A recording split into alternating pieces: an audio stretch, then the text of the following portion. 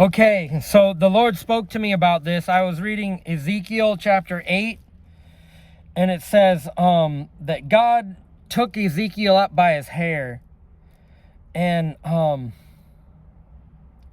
when he brought him back down in Jerusalem, and it says, God took me to Jerusalem, to the entrance to the north gate of the inner court, where the idol that provokes to jealousy stood.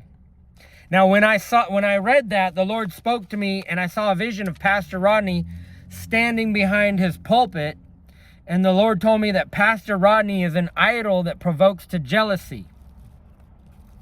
And he set himself up to be an idol that provokes to jealousy. So what's the idol in the heart of Eric Gagnon? Pastor Rodney. Anybody who sees a Satan-faced pastor and still decides to serve that man, you're serving Satan.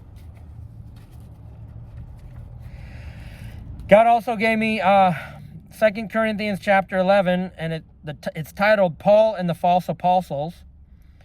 And it talks about verse 2, I am jealous for you with a godly jealousy. I promised you to one husband, to Christ, so that I might present you as a pure virgin to him. But I'm afraid that just as Eve was deceived by the serpent's cunning, your minds may somehow be led astray from your sincere and pure devotion to Christ. Let me tell you what it means for your mind to be led astray from sincere devotion to Christ. During a church service, when you should be worshiping God, you're running around with a camera and a headset on, getting shots. When you should be worshiping God, you're running around getting Pastor Rodney's Bible.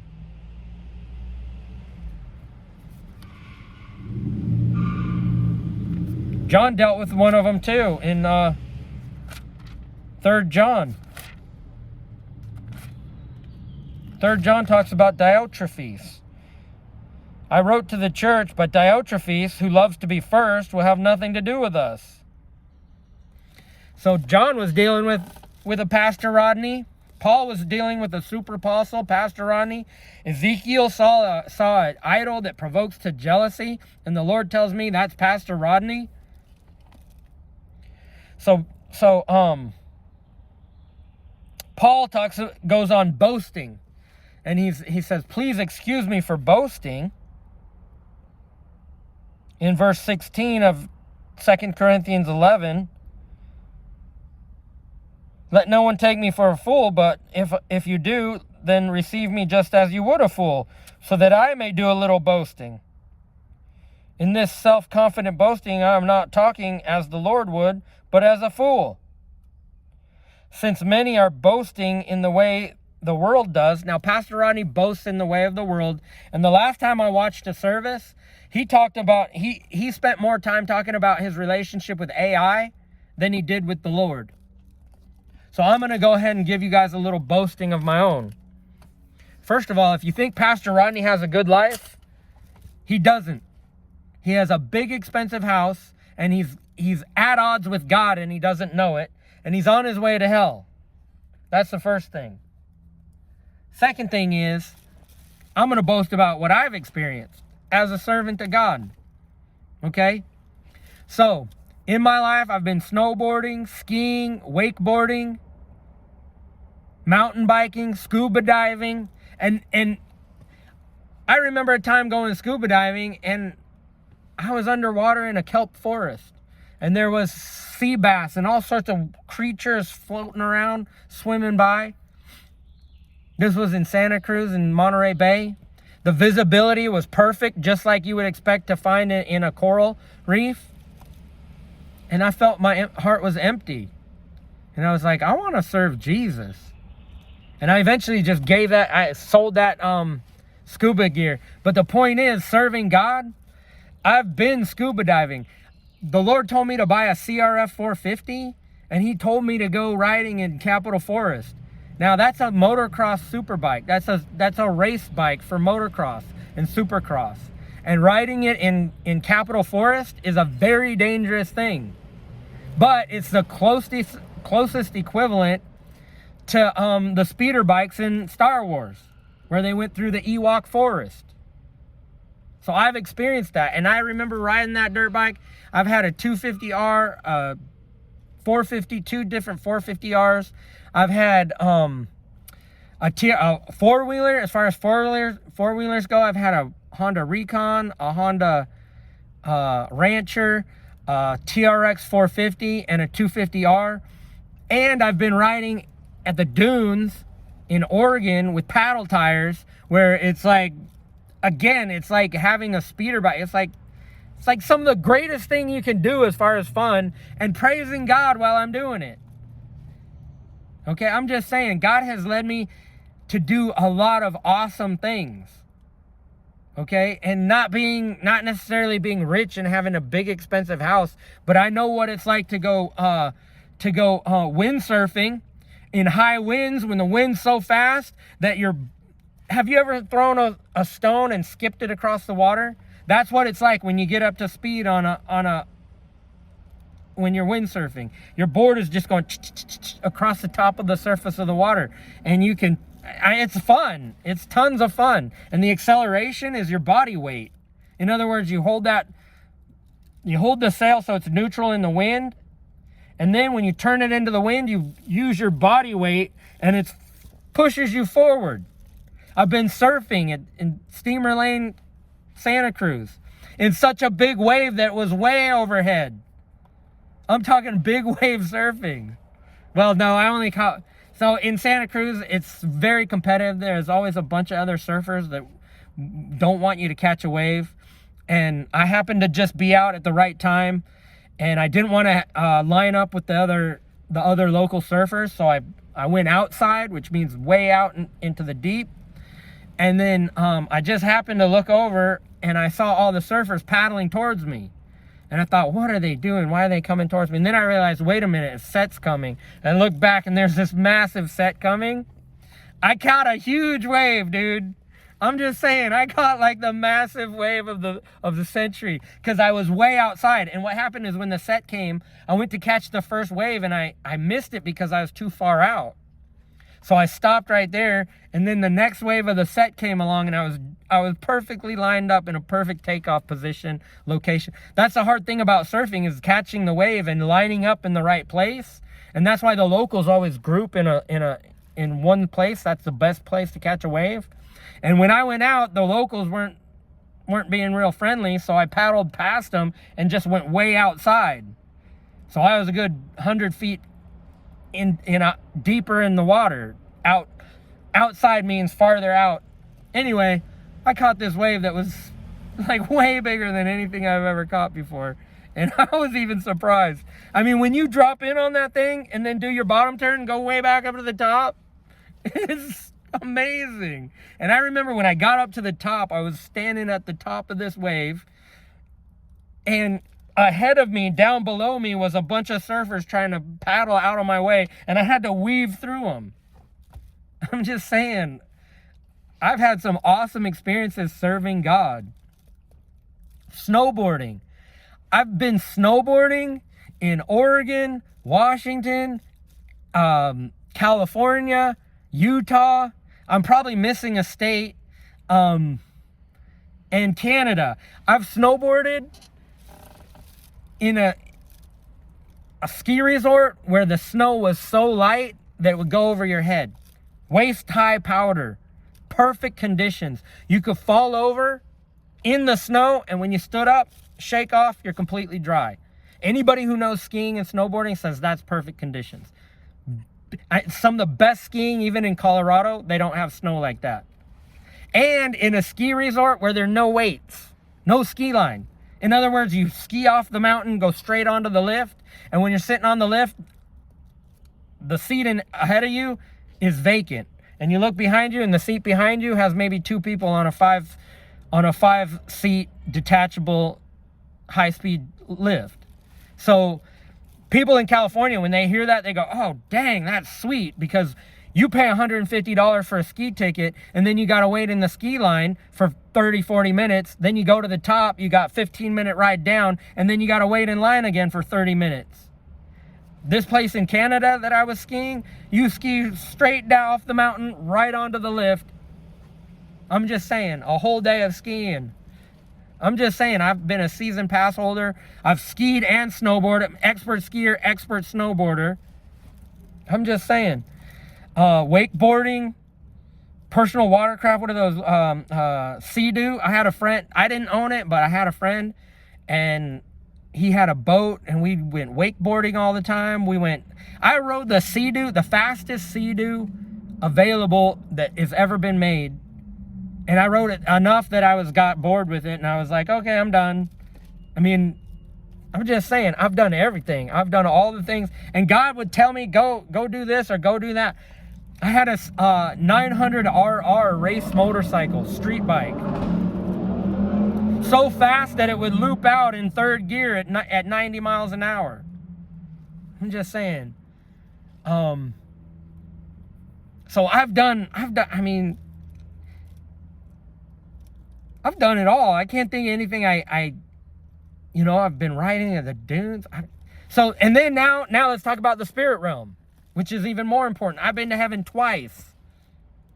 I know Pastor Rodney's never been to heaven.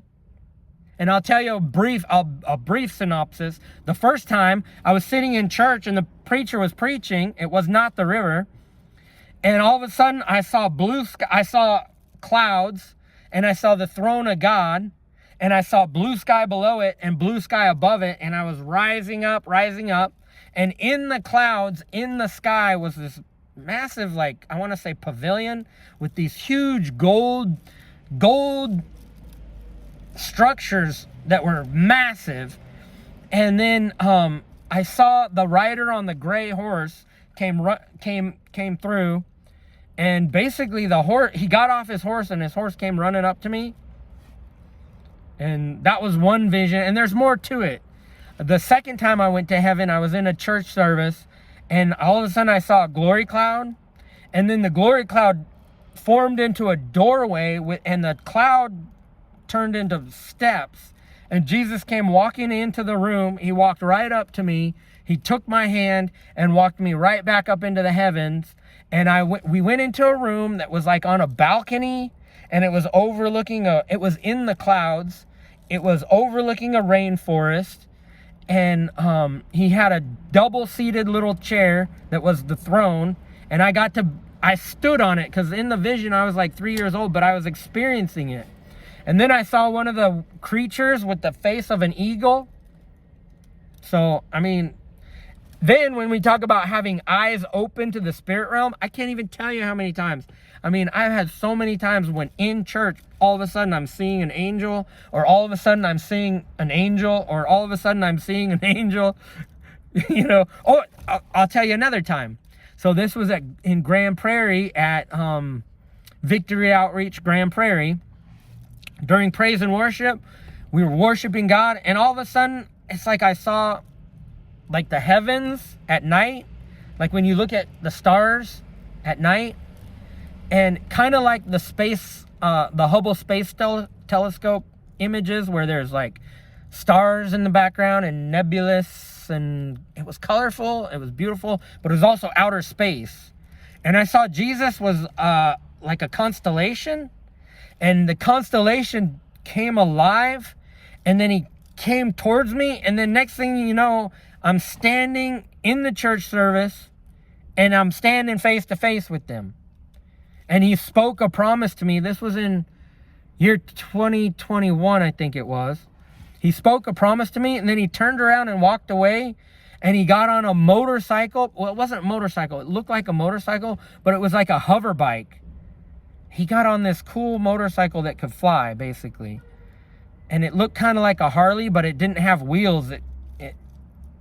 And the seating position was laid back with handlebars up like that. And he took off, and he went like that. So, and that's just 2 or 3 visions I've had. I had another vision. This was in Pasadena in 2023, where all of a sudden the preacher said, I don't know why, I think we all just need to get on our face before God, and we all just need to kneel right now.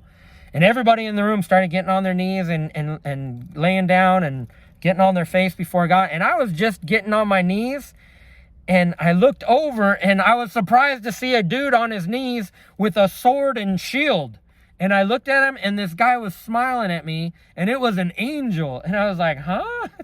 And then I looked up, and I saw way far, far away into the heavenlies, I saw angels bowing down. And then I looked up at the pulpit right where the guy had been saying we should all lay down. And all the people in the room were laying down. And Jesus was standing right there. And not only was everybody in the room laying down before the Lord, but the angels of God in the room were laying down before the Lord. And angels far, far, far, far away were all bowing before the Lord. Like way outside of that room. Like all of Southern California, and 100 miles away, all the angels were like, the Lord has just come to California, and they were all bowing. And somehow I saw in the spirit like telescopic view. So Pastor Rodney doesn't have anything.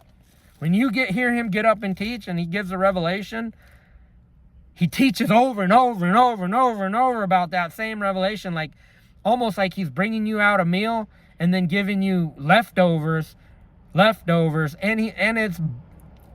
please excuse my boasting. Now, he has a big, expensive house on this earth. I live in a van. But I'll tell you what, I mean, if we look at the revelation I just had last night, I saw a bunch of people at the river interceding against me because I posted a video that said River University. And it's probably going to affect their, anybody who searches it, my videos come up. So they were all praying against me, and I walked through a crowd of them with my shields up, and they were like, ching, ching, ching, ching, and I just walked through it. And I got to do what God tells me to do and warn people that if you're going to turn aside for the love of money and follow after Pastor Rodney and become one of his armor bearers who runs around during the service and loses all sensitivity to the Holy Spirit, and that's exactly what Pastor Rodney wants. He doesn't want somebody who serves God. He wants people to serve him. So yeah, I mean, Paul dealt with people like Rodney Howard-Browne. Peter, 2 Peter chapter 2, we see Peter dealt with people like Rodney Howard-Browne. And Paul even felt the need to boast and say, look, I'm equally... You might look at Pastor Rodney, seeing him wearing that expensive suit and going home to his expensive car, but he has a Satan face. As far as I'm concerned, I'd rather live in a van and not have a Satan face. And when the word of the Lord is that man is of the devil, he's not going to heaven. He's a super apostle. He's one of the false teachers at the end of the age. He's a lying false teacher. And Eric Gagnon is following him straight to hell. And he's using Timothy Eusta as a cash cow. And a bunch of other people exploiting you. I'm just saying. So I'm happy to be poor. I'm happy to be in my situation. And I tell you this, if Adonica stays married to him, she's going straight to hell. Because you can't stay married to a guy who looks like has a Satan face and tell me that you served God. You're better off being single and celibate. And the Bible says that if somebody is married to an unbeliever, they do not have to stay in that. And Pastor Rodney has proven himself to be an unbeliever, just like Satan. He might believe the things, when God tells him to do something he wants to do, he believes it. Oh, build my ministry, go be an evangelist, go all over the world. I hear and obey. When God says raise someone else up, oh, can't be God, you know?